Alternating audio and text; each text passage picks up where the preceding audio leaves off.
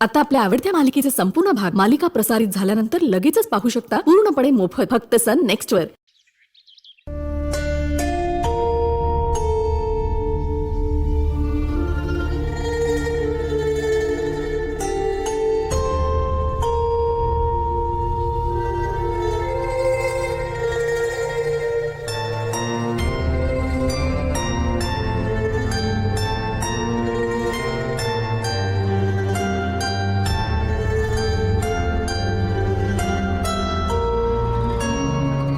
आई आई sorry, मी एकदा तरी तुला विचारायला हवं होतं हा एवढा मोठा निर्णय घेण्याआधी। मी असं वसुधा आईला घराबाहेर ती परवानगी मागण्याची काहीच गरज नव्हती। मी कोण आहे, माझा काय संबंध आहे? जी तुझी आई आहे, सख्या आईची बहीण आहे, तिला तू घरातून बाहेर काढण्याचा प्रयत्न करतेस। मग माझं तर काय, मी तर सावत्र आई आहे, ना रक्ताचं नातं आहे ना मायेचं। आई आई अगं असं का बोलतेस तू? असं का बोलतीयस म्हणजे? जे खरं आहे तेच बोलतीये। तुझं रक्ताचं नातं फक्त वसुधाताईंशी आणि तेवढंच नातं तू इथून पुढे सांभाळ। आई आई आई नाही, असं नको ना बोलूस, त्रास होतोय मला। तूच माझी आई आहेस, सर्वस्व आहेस तू माझं। मी मान्य करते, माझ्याकडून खूप मोठी चूक झालीये, माफ कर। माफी मागायचीच असेल ना तर त्या तुझ्या सख्या आईची माफी माग। माझी कशाला मागतेस? अगं मी तुझी सावत्र आई आहे, कळतंय तुला? डोक्यात घे हे। आई नाही, नको बोलूस असं। मी तुझी परवानगी नाही मागितली याचाच राग आलाय ना तुला? एवढंच नाहीये, जिचा काहीही संबंध नाहीये ना अशा मुलीला मी माया लावली ना इतकी वर्ष, याचा संताप होतोय मला। आई वेगळी मुलगी होतीस तू, तुला फक्त दया दाखवली मी, तर तुला असं वाटायला लागलं की आपलं खरंच आई मुलीचं नातं आहे। असं नाहीये, तुझी सख्खी आई फक्त वसुधाताई आहे, तू फक्त तिलाच सांभाळ। मला माझ्या मुलीकडेही लक्ष देऊ देत ग, लक्षच जात नाहीये पिऊकडे। माझ्या आणि प्रियाच्या मध्ये मला आता कुणीही नकोय। आई नाही, आई तू हे सगळं का बोलतेस ना मला खरंच कळत नाहीये। मला फक्त एवढंच माहितीये, तू आमच्या दोघींची आई आहेस। नाही, मी फक्त प्रियाची आई आहे, दॅट्स इट। आणि अगं आई या शब्दामागे ना इतका सोपा नाहीये तो शब्द, त्याच्या मागे खूप अर्थ आहे, माया आहे, रक्ताचं नातं आहे। मी कोणीही नाहीये तुझी, कळतंय तुला?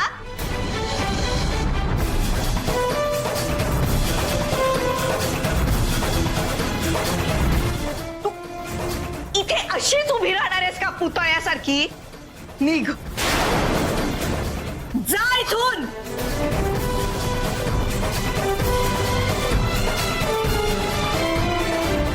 जा।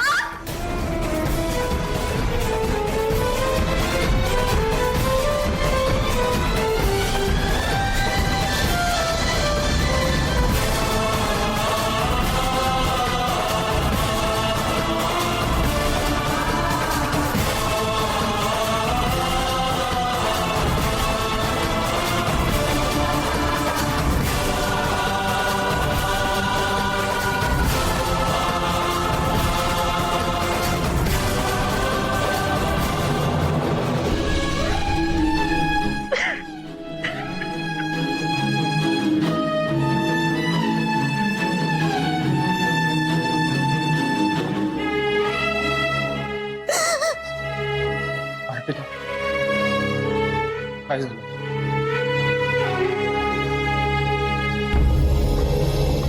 शिवराज आत्ता आई मला खूप काही बोलली। मला म्हणाली की आजपासून वसुधा तुझी आई, मी नाही। अर्पिता, हे सगळं होणारच होतं। आणि हे सगळं तुझ्या मावशीमुळे झालं. का अर्पिता एक नंबरची नाटकी बाई आहे ती. ह्यात वसुधाईचा काय दोष आहे? मी तिच्यासाठी घर बघताना आईला विचारलं नाही ना, ह्याचाच राग आला तिला आणि म्हणून ती. अर्पिता अगं कसं समजवू तुला? अगं ती बेरकी बाई आहे एक नंबरची. हे आई म्हण हे सुद्धा नाटकच असणार. सुधा मावशीच्या डोक्यात ना सतत काहीतरी सुरू असतं हे कळतंय मला. बघ ना, वसुधा मावशी जेव्हापासून या घरात आल्या तेव्हापासून रोज काही ना काहीतरी प्रॉब्लेम्स होत आहेत. अर्पिता तू प्लीज विचार कर. वसुधा मावशींनी काहीतरी केलंय, काहीतरी गेम केलाय म्हणून तुझी आई असं वागते. कळत नाहीये का तुला? शिवराज, तू बिनबुडाचे आरोप करतोयस. नाही नाही, तुला असा विश्वास बसणार नाही हं, जोपर्यंत मी तुला पुरावे देत नाही. मला सांग, तुझं आंबेगावच्या साधनासोबत बोलणं झालं होतं राईट? अर्पिता, मी त्या नंबरची माहिती मिळवली. तो नंबर ना कुठल्या तरी मालती नावाच्या फ्रॉड बाईचा आहे, जिच्या डोक्यावर ऑलरेडी 3-4 पोलीस केसेस आहेत. पोलीस तिच्या घरी पोहोचले तेव्हा दाराला कुलूप होतं. ती फरार आहे अगं, कुठेतरी पळून गेलीये. मला सांग, असं का कोण करेल? नाही, ती मालती का कोण ना एकदा सापडू दे. पोलिसांच्या कानाखाली खाल्ल्यानं बरोबर ओकेल सगळं. वसुधा आई आणि साधना यांचा एकमेकांशी काय संबंध? का अर्पिता, तुला कळत कसं नाहीये? प्लीज जरा नीट विचार कर. तुला आठवतंय सुधा मावशी देवळात जाते म्हणून निघाल्या होत्या तेव्हा मी बघितलं होतं. मला तर असा संशय ती तेव्हा मेनकाला भेटली असेल आणि त्या दोघी मिळून काहीतरी प्लॅन करतायत तुझ्या आईला छळण्यासाठी. युवराज, वसुधा आई आणि मेनका या दोघींचा एकमेकींशी काही संबंध आहे? बोल ना. वसुधा आई कुठे, मेनका कुठे? वसुधा आईचं माझ्यावर खूप प्रेम आहे आणि ते खोटं ठरवण्याचा तू प्रयत्न करू नकोस प्लीज. प्लीज.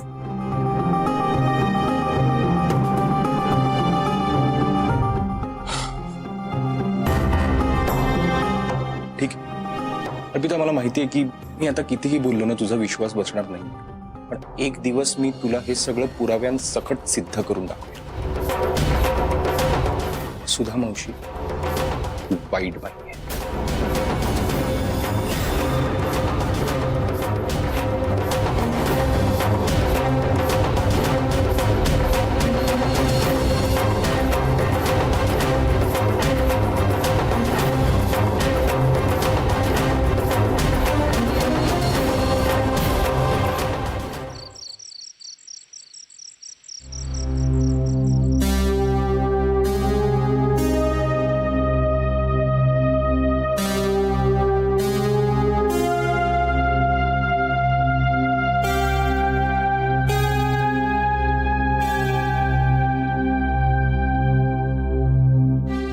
अहो,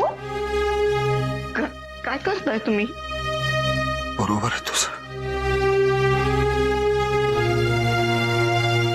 खर तर तुझ्या पायाला हात लावायची ही लायकी नाहीये माझी. बरोबर आहे. हो, असं नाहीये. अगं हे काय केलंय मी? हे कुठलं वागण आहे माझं? हे असं हे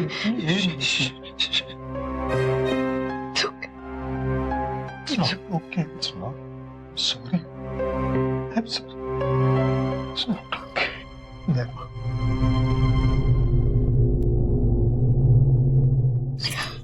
मला कळतंय. कळणार नाही का मला?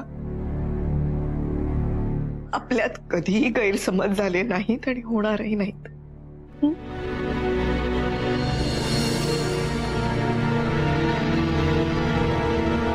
तुम्ही हात उगारलात तो कुटुंबासाठी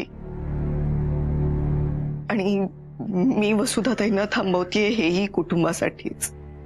असं कसं अगं?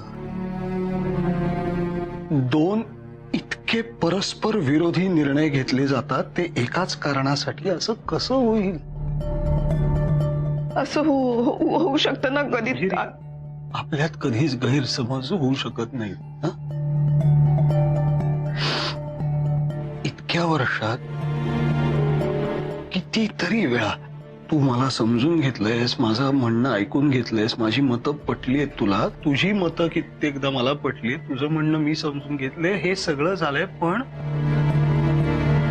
अगं बघ ना, आज या इतक्या महत्वाच्या गोष्टीच्या बाबतीत काही केल्या आपलं एकमतच होत नाही अगं. हा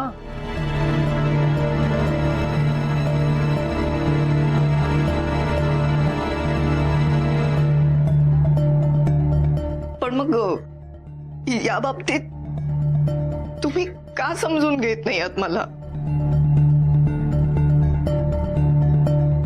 मला सांगा, शुभदाताई असत्या तर त्यांनी हेच केलं असतं ना? तेच करण्याचा प्रयत्न करतेय मी. वसुधाताईंची जबाबदारी जर मी घेतली तर अशी अचानक त्यांना मी पाठवू कशी शकते?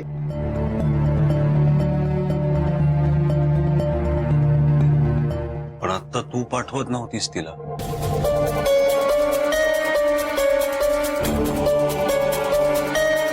नाही का? आता तू तिला पाठवत नव्हतीस, ती स्वतःहून जात होती आणि तू थांबवलंस तिला.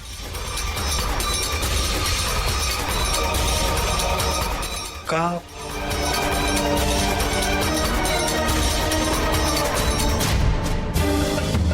तू मला म्हणाली होतीस ती तुझ्या समोर सतत आंबेगाव, अंबिका असे उल्लेख करते. ब्लॅकमेल करते का तुला? नाही नाही, असं काहीच नाहीये. इकडे बघ, इकडे बघ. मला हे माहितीये, मी इतकी वर्ष मी हे बघतोय, तू आडवी पडल्यानंतर साधारण 15व्या मिनिटाला गाढ झोपलेली असतेस. पण गेले काही दिवस मी हे बघतोय की तू रात्रभर अस्वस्थ असतेस, तळमळत असतेस, जागी असतेस, फेऱ्या वगैरे मारतेस, खाली जातेस. का? वसुधा त्रास देते ना? खरंच असं काहीच नाहीये. तुझ्या मनात ती एक भीती बसली. ही भीती आहे की आपला भूतकाळ, आपलं लग्न कुठल्या परिस्थितीत, का, कसं, कुठे झालं, हे सगळं पियूला कळलं तर पियूच्या मनातला तुझ्याबद्दलचा आदर आणि प्रेम कमी होऊन काय तिला काय तिरस्कार वाटेल वगैरे वगैरे वगैरे. ही भीती आहे.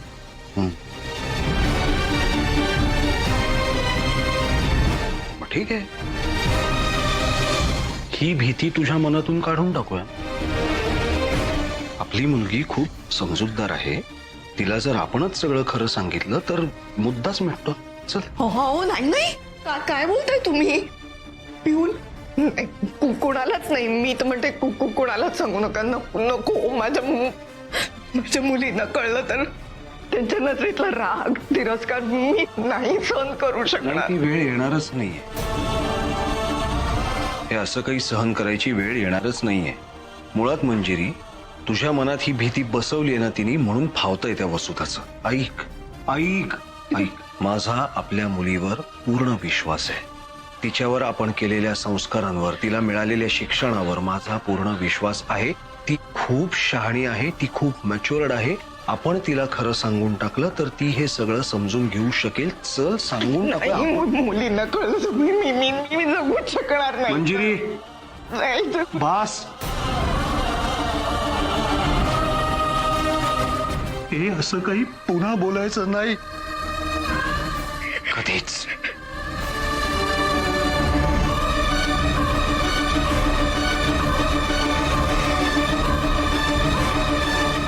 ठीक आहे, तू म्हणतेस तसंच होऊ दे. कोणालाही काहीही कळणार नाही.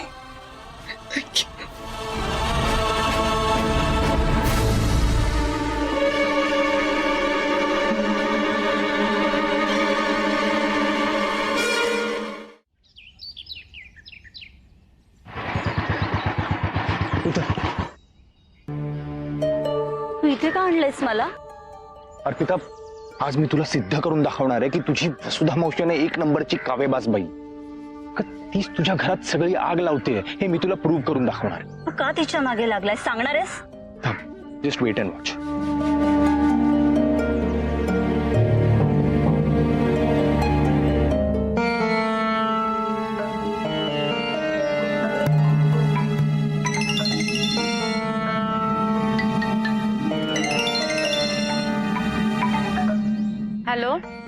काय बाईसाहेब काय म्हणताय?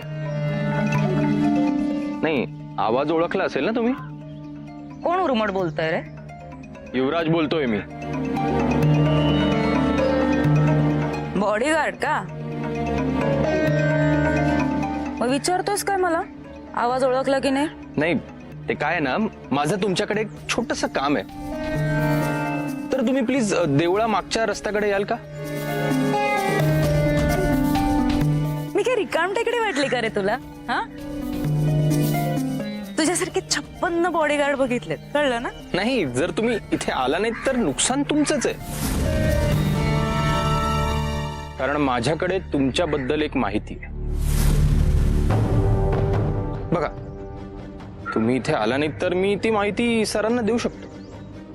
हो का? मला ब्लॅकमेल करणार आहेस तू? नाही नाही नाही, ब्लॅकमेल नाही. पण ते काय ना मावशी, आपल्यातनं एक म्हण आहे, जशास तसे. बघा, ठरवा तुम्हाला इथे यायचंय की नाही ते. बर, येते मी भेटायला.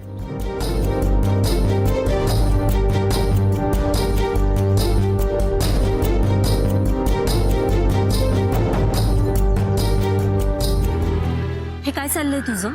मी अजूनही सांगते, हे जे काही चालवलंयस ना ते इथेच थांबव. तोंड कशी पडशील? माझी वसुदाई तू म्हणतोस तशी अजिबात नाहीये. इथं हे बघ, थोडा धीर धर. तुझ्या प्रेमळ आईचा मुखवटा आहे ना, मी आज काढणार आहे. सो सुद्धा मावशीचं वाटत. अर्पिता, एक काम कर, तू इथे लप. इथे लपून सगळं ऐक आमचं संभाषण. जा जा लवकर.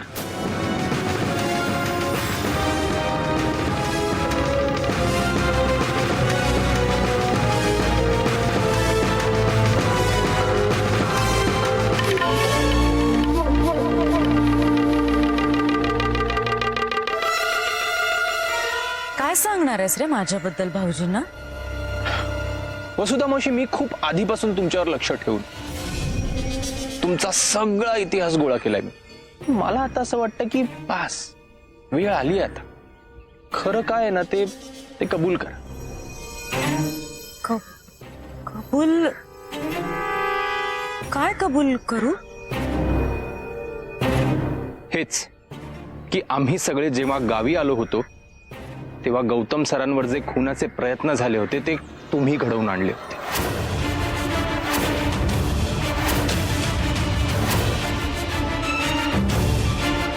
कळलं? हं? तुम्ही तर खूप अशा धाडसी आहात ना, मग आता कशाला घाबरताय?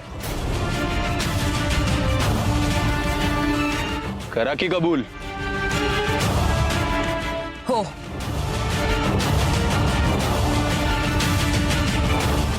मीच केले होते प्रयत्न.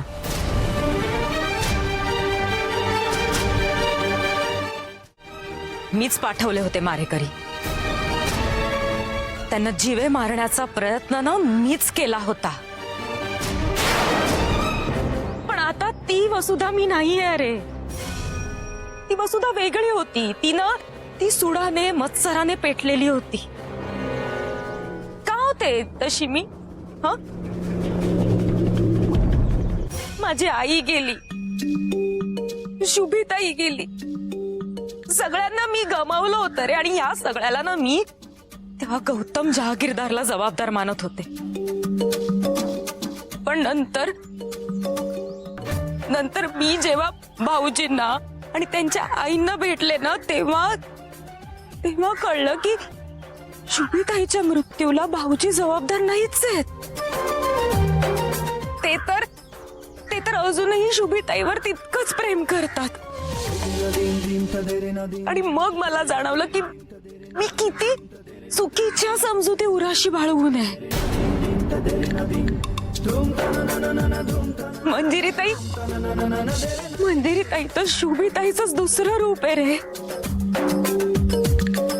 मग माझा राग ना हळूहळू विरघळत गेला.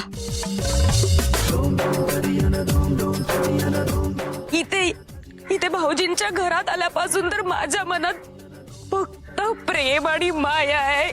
आणि असं असताना तू तू आता या गोष्टी का उकरून काढतोयस? तुला तुला भाऊजींनी पाठवलंय? हे बघ, त्यांना मी जर त्या घरात नको असेल ना तर तर त्यांना जाऊन सांग, मला तसं स्पष्ट सांगा म्हणून. हे असा अपमान करून मला घराबाहेर काढू नका. असा वापर करताय तुझा आणि अर्पिताचा ते. एक मिनिट.